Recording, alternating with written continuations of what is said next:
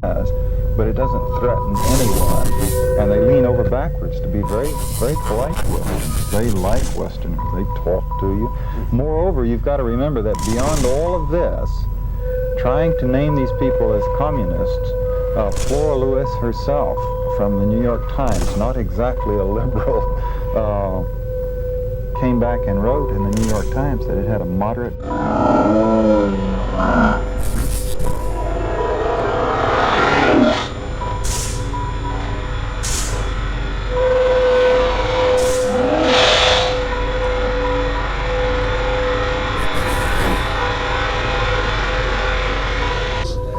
To the extent that new signals do get in, they all have to be edited to fit into the belief system. If they don't fit the belief system, they get repressed one way or another, like the doctors can't hear the baby screaming while they circumcise them. Talk show host Conan O'Brien may be about to push the envelope on late-night television. Conan O'Brien may be able to push the envelope on late-night.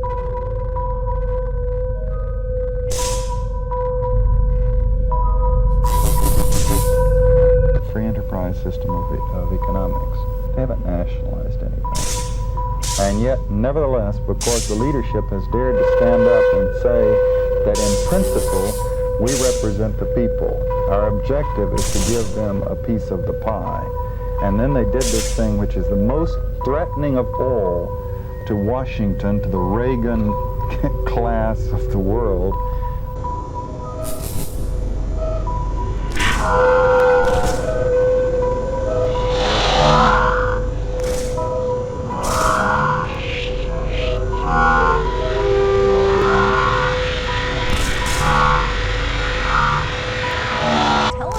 Conan O'Brien may be about to push the envelope on late-night television. Conan O'Brien may be about to push the envelope on late-night television. Conan O'Brien may be about to push the envelope on his late-night television. Conan O'Brien may be about to push the envelope on late-night television. The leadership all took cuts in pay, 1/3 of what their predecessors had been taking. And of course, see, that is the ultimate challenge to the capitalists, to the Reagans and the Reaganomics and the David Rockefellers and the Ex-Im Bank people, is a leadership that really would take less money.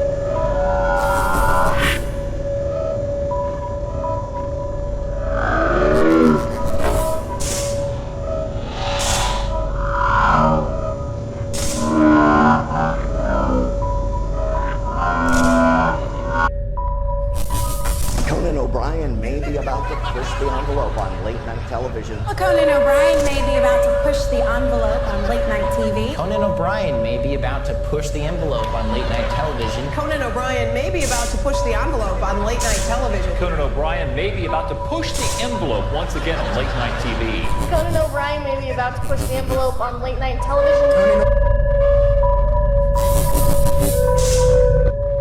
And really would try to give it to the people. And I remember last time you were talking about Grenada, or either that I read it subsequently to that, when they had the government got together to determine what the budget would be for the following year for the government. Everybody on the island sat in on it and had their input, and they voted on it. And yeah, this is true democracy. You know,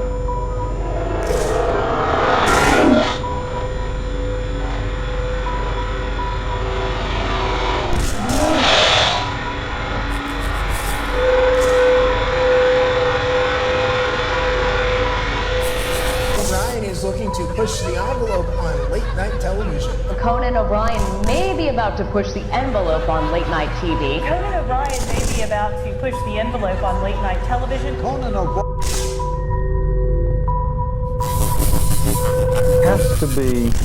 there has to be a message in the fact that Angola has its revolution. The literacy overall was less than 15%. Among the people in the interior, it was 1%. And immediately they began building schools in every corner of this big land. Nicaragua, in the first 3 years since independence,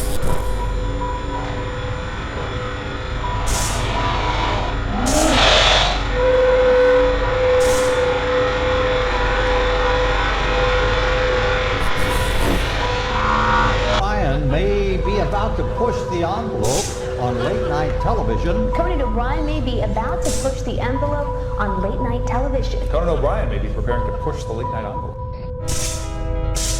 Modern industrial civilization has developed within a certain system of convenient myths. The driving force. It's built over 1,000 schools plus clinics for people, but teaching them the literacy campaign. It's the same thing Cuba did 25 years ago, the literacy campaign, teaching the people how to read and how to write, and then talking to them. The long addresses that Fidel has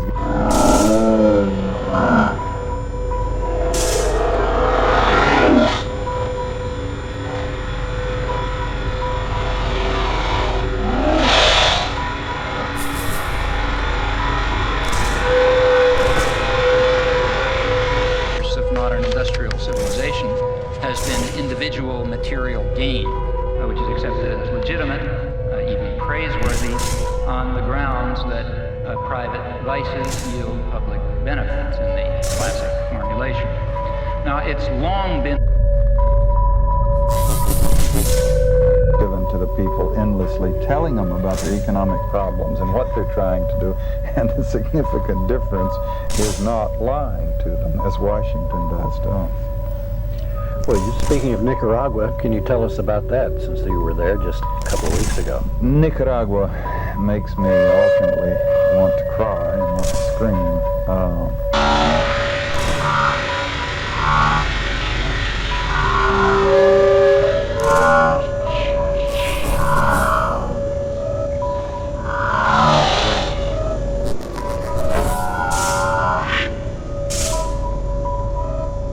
Understood very well that a society that is based on this principle will destroy itself in time. It can only persist with whatever suffering and injustice it entails, as long as it's possible to pretend that the destructive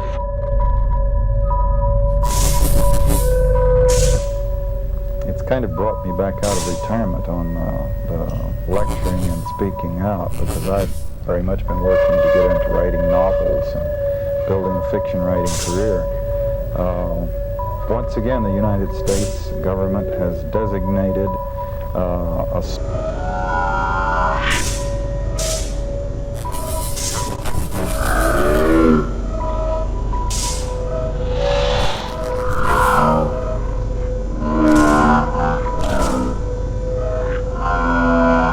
forces that humans create are limited, that the world is an infinite resource, and that the world is an infinite garbage can. At this stage of history, either one of two things is possible. Either the general population will take control of its own destiny and will concern itself. small country with a peoples-oriented government is threatened by national security interests. And as the Nicaraguan ambassador said in the United Nations Security Council yesterday, the United States is waging war against Nicaragua, undeclared war.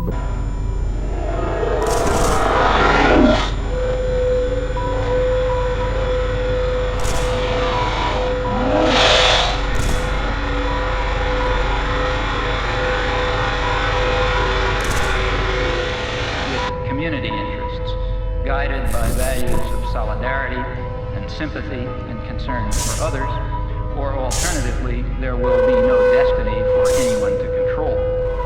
As long as some specialized class is in a position of authority, it is going to set policy in the special interests that it serves. But the conditions of survival. It's war. And Kirkpatrick got up and raged and waved her arms and stomped out. Because her position is simply totally untenable. She could not sit there and face the world, because we are waging war today against Nicaragua. We're killing Nicaraguans by the dozens, by the droves. We're arming Contras, which is one of the Somocistas who were thrown out. We're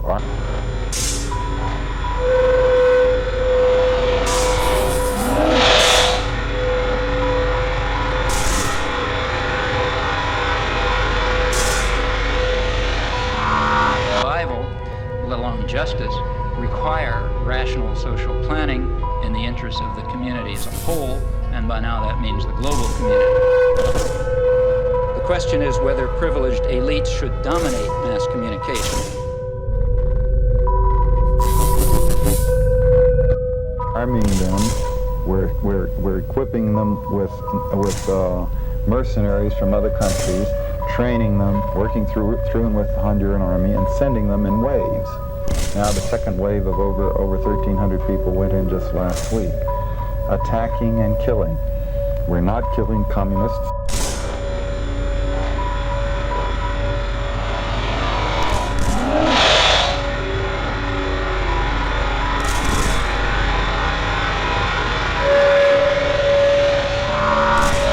And should use this power as they tell us they must, namely to impose necessary illusions, to manipulate and deceive the stupid majority and remove them from the public arena.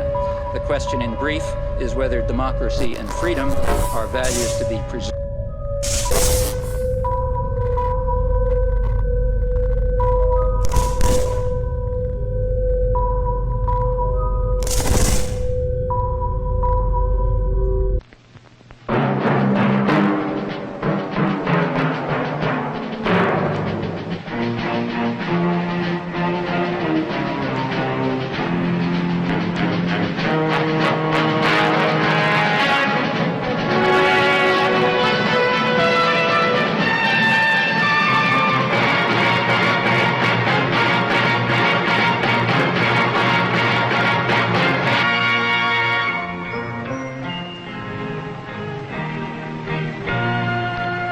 Some people have a deep, abiding respect for the natural beauty that was once this country.